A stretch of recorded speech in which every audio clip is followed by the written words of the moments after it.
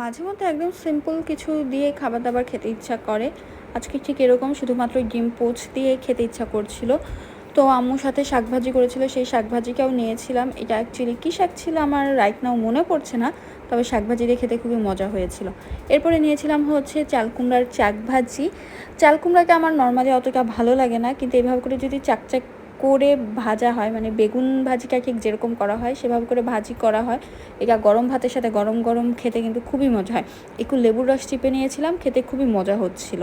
আর এগুলোকে একটু পোড়া পোড়া করলেই না শাকটা বেশি মজা লাগে। তো এরপরে নিয়েছিলাম হচ্ছে একটা ভর্তা, এটা ছিল মোস্ট প্রবাবলি পটলের খোসার ভর্তা, সেটা দিয়ে খেয়ে নিয়ে এরপরে নিয়েছিলাম ডিম পোচ। তো ডিম পোচটা আমি অ্যাকচুয়ালি গোল গোল আস্তে আস্তেভাবেই খেতে যাচ্ছিলাম, যে কুসুমটা একদম ভালো থাকবে, গোল থাকবে, কিন্তু আনফর্চুনেটলি আজকে হয়নি। আজকে ডিমের কুসুমটা ভেঙে গিয়েছে। সো ডিমটা একটু এরকম তেরা বেঁকা হয়ে গিয়েছিল, বাট ব্যাপার না। এরপরে ডাল দিয়ে মেখে ডিম পোচ দিয়ে খুবই শান্তির মতো করে খেয়ে নিলাম, আলহামদুলিল্লাহ।